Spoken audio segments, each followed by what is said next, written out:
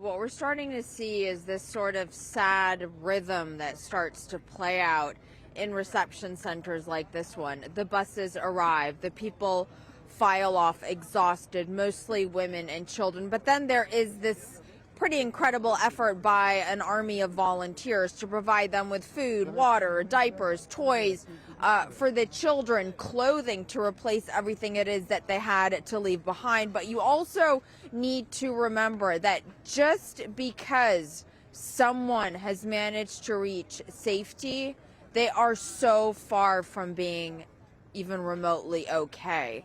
Those who have been able to flee, the vast majority of them are just utterly racked and consumed with guilt and fear. Fear for those who were left behind, guilt because they actually had to make that impossible decision to leave. And for the vast majority, it really has boiled down to saving their children.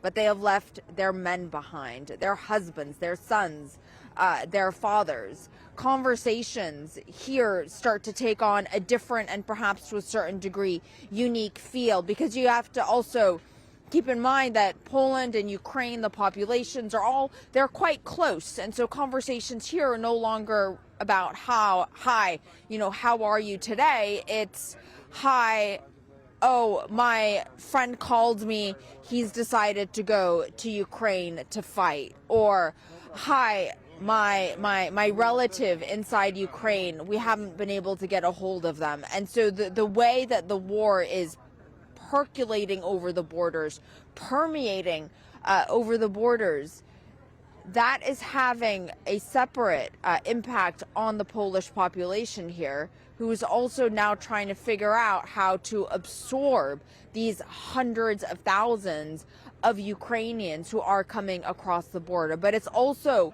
worth noting that when it specifically comes to this conflict in Ukraine, the reception that we're seeing for refugees from all of Ukraine's neighboring countries, that is quite different than previous receptions that, we've seen for refugees from other parts of the world in the past. And I have to say, it's quite heartening to see that, at least in this conflict, refugees are in fact welcome. Hi, I'm Christine Persichetti, anchor of Currents News. If you like what you saw, please hit the like button on this video. And if you want to see more content just like it, subscribe and click on the bell for notifications. Thanks for watching, because we are putting your faith in the news.